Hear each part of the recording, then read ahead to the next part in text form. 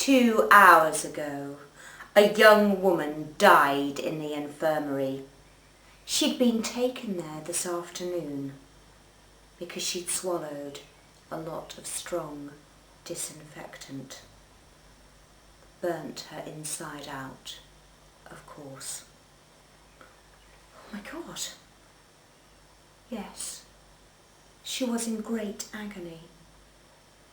They did everything they could for her at the infirmary, but she died. Suicide, of course. Yes, horrid business, but I don't understand why you should come here, Inspector. I've been round to the room that she had, and she'd left a letter there and a sort of diary. Like a lot of these women who get into kinds of trouble, she'd used more than one name, but her original name, her real name was Eva Smith. Eva Smith? Do you remember her, Mr. Birling? No. I seem to remember hearing the name Eva Smith somewhere, but it doesn't convey anything to me, and I don't see where I come into this. She was employed at your works at one time. Oh, that's it, is it? Well, we've several hundred young women there, you know, and they keep changing.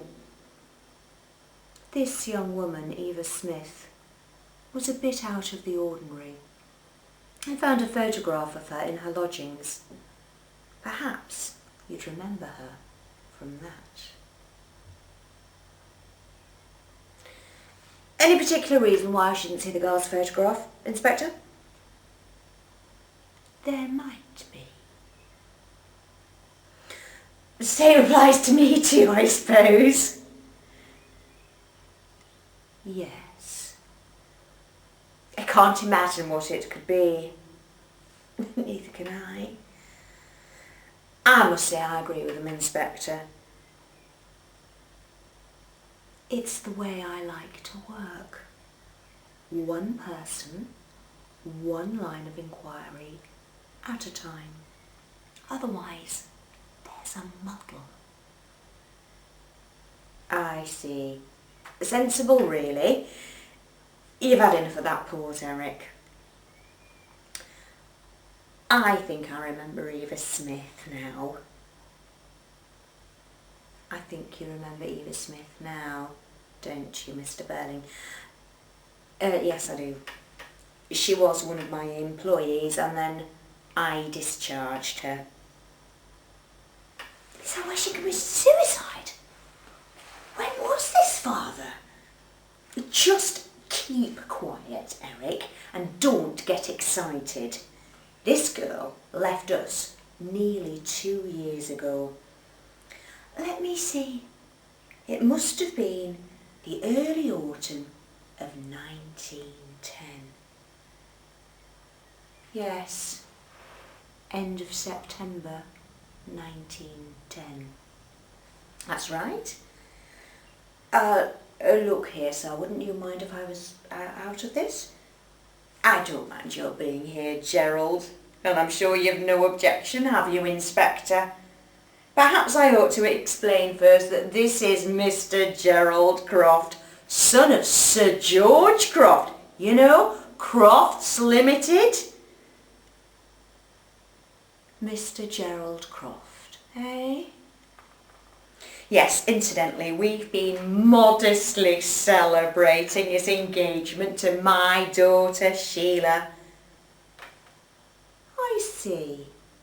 Mr. Croft is going to marry Miss Sheila Birling. I hope so.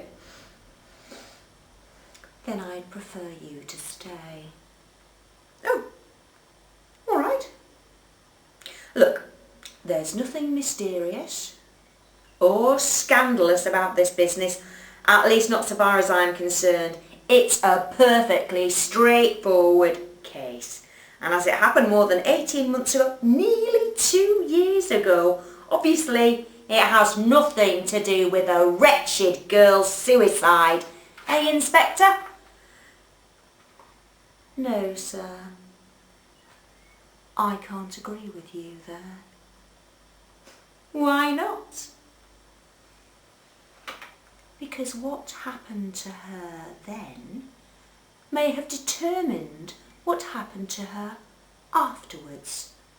And what happened to her afterwards may have driven her to commit suicide. A chain of events.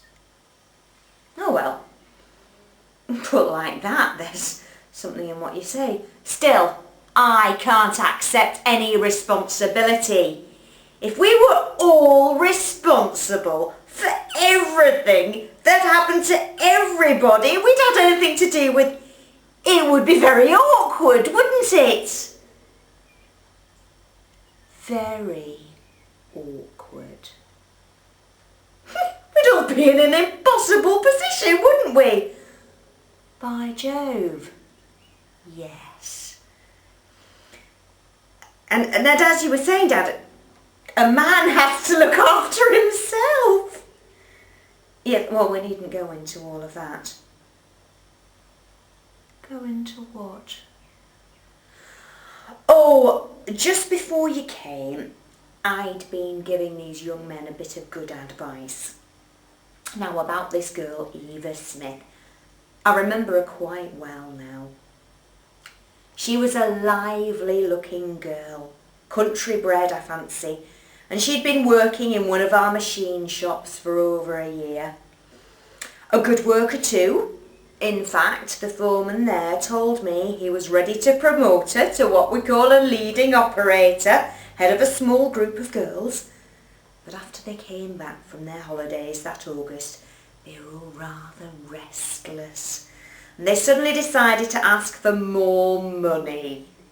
They were averaging about 22 and 6, which is neither more nor less than is generally paid in our industry. They wanted the rates raised so they could average about 25 shillings a week. I refused, of course.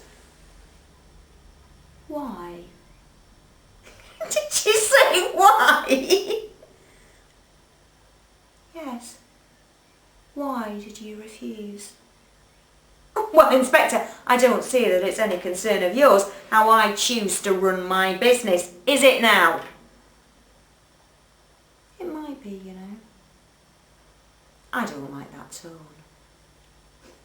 I'm sorry, but you asked me a question. And you asked me a question before that, and quite an unnecessary question too. It's my duty to ask questions. Well, it's my duty to keep labour costs down. And if I'd agreed to this demand for a new rate, we'd have added 12% to our labour costs. Does that satisfy you?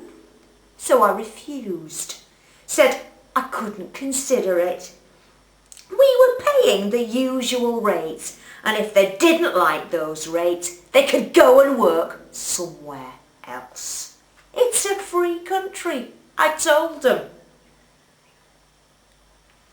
It isn't if you can't go and work somewhere else. Quite so. Look, just you keep out of this. You hadn't even started at the works when this happened. So they went on strike. It didn't last long, of course. No, not if it was just after their holidays. They'd all be broke if I know them. Right, Gerald, they mostly were. And so was the strike after a week or two. Pitiful affair. Well, we let them all come back at the old rates, except the 4 or 5 ringleaders who'd started the trouble. I went down myself and told them to clear out. And that girl, Eva Smith, she was one of them. She'd had a lot to say, far too much. She had to go.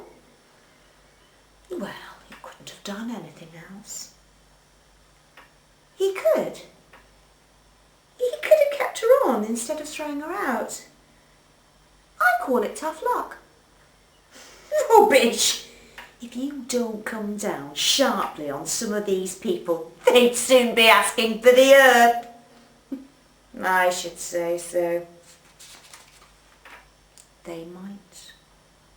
But after all, it's better to ask for the earth than to take it. What did you say your name was, Inspector? Ghoul. G-O-O-L-E.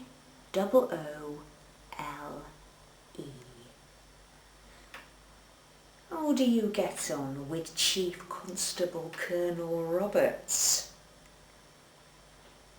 I don't see much of him. Well, I ought to warn you that he's an old friend of mine and that I see him fairly frequently. We play golf together sometimes up at the West Brumley. I don't play golf. I didn't suppose you did. I think it's a damn shame. No, I've never wanted to play. No, I mean about the girl, Eva Smith. Why shouldn't they try for higher wages? We try for highest prices. I don't see why she should be sacked just because she had a bit more spirit than the others.